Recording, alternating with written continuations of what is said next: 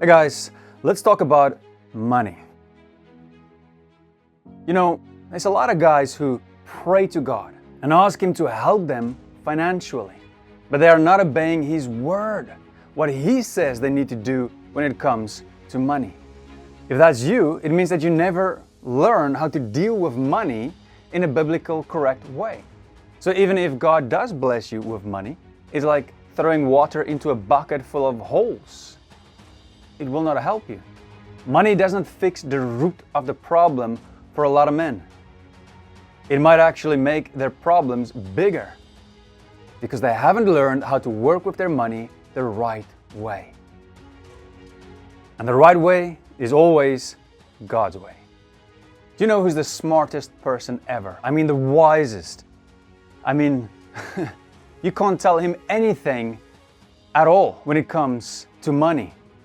In all history, he's the richest. More than Elon Musk, more than Solomon in all his glory. Do you know who it is? It's God. So if God tells you something about money, then you need to listen to Him because He knows what He's talking about. And the Bible has a great deal to say about money. And if you're open and listen, it will change your life forever. I'm going to give you 10 biblical financial principles every man must know and practice. Let's start with number 1. Never create debt. Try your best to live a debt-free life. You know, as I grew up, my mom, I can just hear her voice now. She always said, Donnie moet nooit skuld maak nie. Afrikaans, my language. Daniel, never make debt. So, how do you do that? How do you live a debt-free life? Well, you never make debt in the first place. And if you have debt, you need to pay it off as fast as you can. Proverbs 22 verse 7, the rich rules over the poor, and the borrower is the slave of the lender. And Romans 13 verse 7 says, pay to all what is owed to them. Taxes to whom taxes are owed. Revenue to whom revenue is owed. Respect to whom respect is owed. Honor to whom honor is owed. And here it comes, verse 8, listen closely. Owe no one anything except to love each other. For the one who loves another has fulfilled the law. Owe no one anything. Who do you owe something right now? Think about it. Write it down. Or what do you owe the bank right now? Don't take that expensive holiday. Don't buy that new car or that brand of shoes that you want that you don't need. Pay off your debt first. Proverbs 22 verse 26 says, be not one of those who give pledges, who put up security for debts, if you have nothing with which to pay. Why should your bed be taken from under you? If you want to buy something that costs a lot of money, don't just jump in recklessly making debt to buy this thing, because you will spend years to pay off the interest rate and it will be high. And so let's say it's a house, right? And you'll spend years just paying off the interest rate itself. You're not even paying for the house. So they're basically stealing your money. So instead of taking this time, years to pay off the interest rate, just take that exact same amount of years, save up the money, and then use it for the house. Never spend money you don't have on things that you don't need. I mean, some of you probably heard this before. It is so simple, and yet a lot of men don't do this. And for some reason, a lot of men spend this money on the things they don't need, on people that they're trying to impress, which is so silly for me. You know, Galatians 6 verse 7 says, for whatever one sows, that will he also reap. There's always consequences to the decisions that you make, your actions. So, if you spend money that you don't have, what do you think is going to happen? That's foolish. Jesus said in Luke 12 verse 15, take care and be on your guard against all covetousness. For one's life does not consist in the abundance of his possessions. Greed, man, the sinful flesh, greed is a terrible thing. Do not be greedy for things that you do not have. It's dangerous, and life is a lot more than just the material things around you. You don't need the latest phone or the newest and best clothes all the time. You don't need to fit in with what is trending and buy the latest or newest thing. You know, I see this in a lot of prosperity churches where people just go there, they worship God, not because they love Him, they want to obey Him, they want to live life righteously, in holiness, growing with God, studying His Word. No, they're going there because they want prosperity in this short temporary world. So they can just spend all the things, the money on their fleshly desires, live in luxury. That's selfish. And you know, the Bible actually says in Hebrews 13 verse 5, keep your life free from love of money and be content with what you have. For He has said, I will never leave you nor forsake you. And 1 Timothy 6 says, but godliness with contentment is great gain. For we brought nothing into the world, and we cannot take anything out of the world. But if we have food and clothing, with these we will be content. Ask yourself right now, are you content with only food and clothing? With what God has already given you? Or do you pray to Him and complain because you want?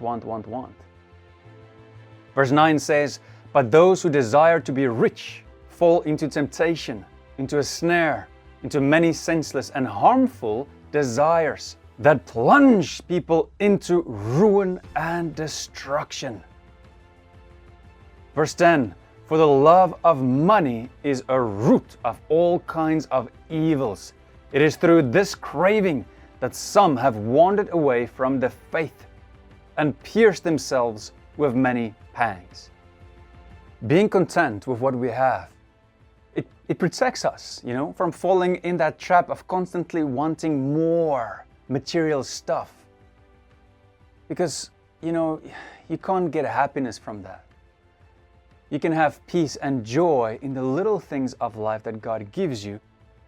And you receive your joy, fullness, purpose, everything you need, you receive in Jesus Christ. You get it from Him. All these other things, that's just a bonus. Now, the money you do have, you get that from God anyway. He can take away your job. He can give you another one. He can bless you. And you need to be responsible with whatever He chooses to give you. It's a responsibility. If you don't use it wisely, He might take what He has given you and give it to someone else. Jesus said in Matthew 25, then you ought to have invested my money with the bankers, and at my coming I should have received what was my own with interest. Now, listen to what He says. Verse 28, so take the talent from him and give it to him who has the 10 talents. For to everyone who has will more be given, and he will have an abundance. But from the one who has not, even what he has will be taken away.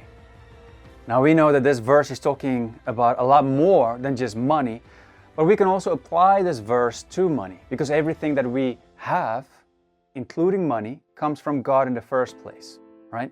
And so we have a responsibility to use it wisely.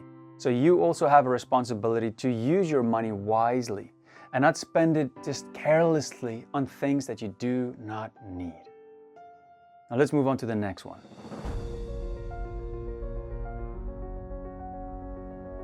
Invest. Proverbs 21 verse 5 says, the plans of the diligent lead to profit, as surely as haste leads to poverty. Investing your money can be a way to increase what you already have, right? Your wealth. But also, it can financially secure your future, which is very important. But you need to invest wisely and not take unnecessary risks. Grant Cardone said, investing puts money to work. The only reason to have money is to invest. You know, there's a lot of guys who say, well, yeah, I don't know how to do that, so I'm just going to leave it. Has it ever occurred to you that you can educate yourself? I mean, YouTube is free. You can read books, Google, or speak to a financial advisor. And you can even ask AI. In the world that we live in today, it's interesting and it's a little bit, not sure where the future is leading us, but why not use the resources that you have? So I did a test today. I asked ChatGPT the following question. What are the best ways to invest money? ChatGPT said, there are many ways to invest money, and the best approach will depend on your individual financial goals, risk tolerance, and time horizon. Here are some common investment options. 1. Stocks. Investing in stocks involves buying shares of publicly traded companies. Stocks can provide the potential for high returns over the long term, but they also come with higher risk than other investments. Bonds. Investing in bonds involves buying debt securities issued by governments or corporations. Bonds provide lower returns than stocks, but they are generally considered less risky. 3. Mutual funds. A mutual fund is a professionally managed investment portfolio that pools money from multiple investors to buy a diversified mix of stocks, bonds, and other assets. 4. Exchange-traded funds, ETFs. ETFs are similar to mutual funds, but they trade like stocks on an exchange. ETFs provide a convenient way to invest in a diversified portfolio of assets. 5. Real estate. Investing in real estate can provide long-term growth and income potential, but it requires more upfront capital and can be more complex than other investments. Alternative investments. This category includes investments like commodities, cryptocurrencies, and hedge funds. Alternative investments can provide diversification and potentially high returns, but they also come with higher risks and may not be suitable for all investors. It's important to know that all investments come with some level of risk, and it is important to carefully consider your investment goals and risk tolerance before making any investment decisions. It's also a good idea to consult with a financial advisor or investment professional to help guide your decisions. There you go. I never thought I would live in an age where AI tells me how to invest money. Now let's move on to the next one. Number 4, create a monthly budget and stick to it. How do you get ahead? How do you make money? Well, when it comes down to it, it's actually very simple. Your expenses should never be more than your income. I'll say it again. Your expenses should never be more than your income. That's how you get ahead. And to do that, you need to plan ahead, having a budget. And then you know certain things. You plan ahead knowing, man, next month my car needs to go in for a service. So you plan that into your budget. Jesus said in Luke 14, verse 28, "For which of you, desiring to build a tower, does not first sit down and count the cost, whether he has enough to complete it? Otherwise, when he has laid a foundation and is not able to finish, all who see it begin to mock him, saying, 'This man began to build and was not able to finish.'" You know, maybe you're one of those people who come to the end of the month or even the middle, and you're like, man, my bank account, I mean, what happened? I don't understand where did everything go? That used to be me, because I didn't work with a budget. And that's probably you because you don't work with a budget. Dave Ramsey said, "A budget is telling your money where to go instead of wondering where it went." You know, when I was younger, the lifestyle we had was totally different from the lifestyle people have today. Today, a lot of people complain they're in debt, but their lifestyles, it looks like someone who's rich. They eat nice food, they have nice clothing, they have all the latest gadgets, they go out to the restaurants and they spend their money on all these things, and yet they have debt. And that's because they want a luxurious lifestyle. living in comfort even if they don't have the money to do it. So instead of changing their lifestyle to fit in with their budget, they make loans, which then of course gets them in financial trouble. And they carry that weight of stress with them every day. So at the end, they can't even enjoy the comfy lifestyle, luxurious lifestyle that they created for themselves because the stress of the debt is suffocating them every day. That's why people across the world, a lot of them have so much stress. A lot of it has got to do with debt.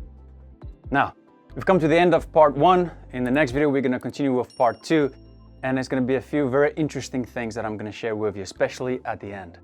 So, I'll see you in that video. And always remember, life is short, so don't waste yours.